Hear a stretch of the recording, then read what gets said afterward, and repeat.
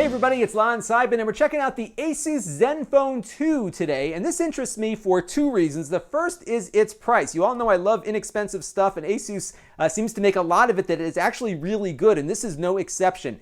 $199 for this particular model. This is an Android phone running 5.0 Lollipop, unlocked, no carrier commitment. You can go on Amazon and buy it like any other tablet device or any other thing you would just buy it to want to use.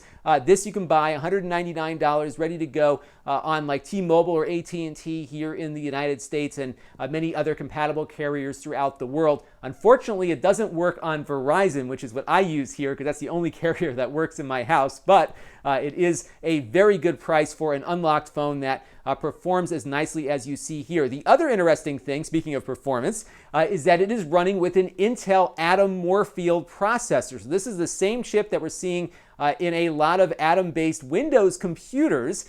This is in the phone. So you've got a really nicely performing processor that is very, very snappy and responsive. So for example, we can go in, maybe load up Chrome or something on here if I can find it on my list of apps here. There we go. Go inside of Google. Maybe we'll pop open like the New York Times or something. You can just see just how very swift everything is, very responsive. It feels very much like one of the higher end phones out there, but it is not. It is $200 and ready to go. This is a 1920 by 1080 HD display, 5.5 inches, but you get the 403 pixel per inch density on it. So it is like a retina quality screen if we're talking in like iPhone terms. So no pixels that you can discern on the screen. It looks really, really nice. 5.5 inches, Corning Gorilla Glass 3. They did unfortunately overlay some of the Asus Zen UI over this, so you also get all the junkware that unfortunately comes on a lot of these Android phones lately. So like Dr. Safety and this clean thing, you got to get rid of all this stuff when you get the phone out of the box. But I guess that's probably the price you pay for having a phone that is so inexpensive. But I'm very impressed with the performance, very impressed with the fact that the phone really is $199 ready to go out of the box. Now, there are two models of these available at the moment. They're also going to be adding more into the Zenfone line later that'll have faster ARM-based processors.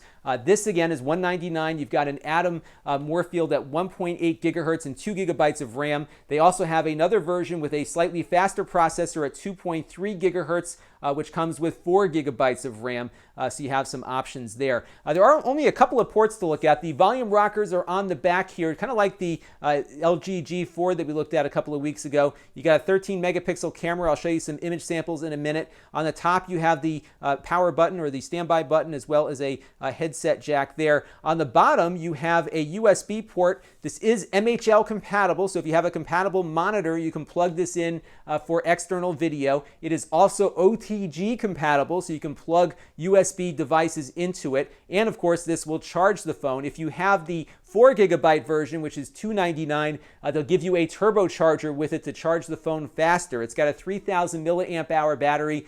For me, at least for my testing, it's been good for all day battery life. I haven't really used it a lot as a phone more than I've used it as a tablet, just because I don't have the carrier compatibility. But from what I'm reading and what I'm experiencing with it, even whacking around with these 3D Mark benchmarks and everything, this seems to be actually a pretty good estimate of its battery life. So I would expect to get a full all-day battery life out of it. The battery, however, is not replaceable. Now, it does support 2 SIM cards. I'm going to try to open this up while I'm on camera here. It's a little bit hard to get into the back case here, but you kind of pop it off like many of these Android phones do. And underneath, you have 2 SIM card slots, so you can run multiple carriers on the device. You should note, though, that the 4G technology and the 3G only works in the first position. So I would say the second position is more of like a secondary voice carrier. So if you're traveling overseas and just want the option as to which carrier you use for voice, you would put the second SIM card in. But if you want the high-speed data, you're going to have to go back and forth. You also have a micro SD card slot here too, so you can augment the internal storage. But as you can see, the battery is not immediately accessible. I would imagine you have to take apart half the phone to get at the battery. So this is not a replaceable battery. And as we kind of saw at the outset, this really does perform very, very well for the price. We'll take a look at a little gaming example here. This is Modern Combat 5 running on the phone. Performs excellent, really nice frame rates here. The 3D is rendering very well. So this is really keeping up quite nicely with a lot of the games that you might find in the Android App Store to play on it. So from a gaming perspective, for $200 for a phone that's really capable, this is definitely a nice thing for sure. So really good there. Even on the benchmarks, it does pretty well. I like to run the 3D Mark benchmark, which you saw at the beginning of the video. It scores 17,313, so it puts it behind, some of the latest flagship phones like the Moto X, the second gen we looked at, or the LG G4, but it is no slouch either. It outperforms the iPhone 6 slightly, gets really decent frame rates on just about anything on the Android store you're going to throw at it. One thing that you should note, though, if you're using, because it's running the Intel processor, is that some things don't always work all that great. So for example, like the Dolphin emulator, which is a GameCube emulator, doesn't run great on just about anything, but what it'll actually do is just kind of load and crash on you when you try to load it up. So things that were really kind of targeted for ARM processors, especially some of the emulators and things that might be a little bit more complicated, might not work because of the Intel chipset on here. So if you're doing some of those kinds of things, you might want to double check and see if it runs on. I'm probably going to keep this phone for a week or two, so if there are specific apps you want to see me test, leave it in the comments below and I'll try to give it a shot and see how it runs. But those are just a couple of things just to keep in mind. But performance-wise, it is a really nicely performing phone. Now the camera is on the back here. It is a 13 megapixel camera. There's also a 5 megapixel camera on the front. The image quality out of the back camera, though, isn't the best, and I think that's where, if you're making a $200 phone, you're going to have to skip a little bit on something, and I think the camera is where we're going to sacrifice a little bit for the price. So you can see the image sharpness is actually okay, but take a look at where the roof meets the house. You get a lot of graininess there. I also took a picture of some flowers on my deck, and as you can see, they're really oversaturated. So while I like the detail that you see in this photo on the left, the flowers themselves just get completely oversaturated, and it might be a software thing. It does video too. We'll hit the play button here so you can get a feel for that. You're seeing a lot of artifacts on the barbecue there, so not the best image quality in the world out of this. It will shoot 1080p at 30 frames per second. That's the max video that it can shoot. It'll also do 720p, and if you go down to that resolution, you'll get stabilization also. So it's able in software to give you some stabilization. You won't get that at 1080, but again, for the price, that isn't, it looks fine. I mean, the camera is passable. It's just not as good as you'll see on more expensive phones. And as a phone, it actually works pretty well. If you take this part here and put it up to your ear and talk to people, you can hear them very clearly. I made some Skype calls earlier. They could hear me.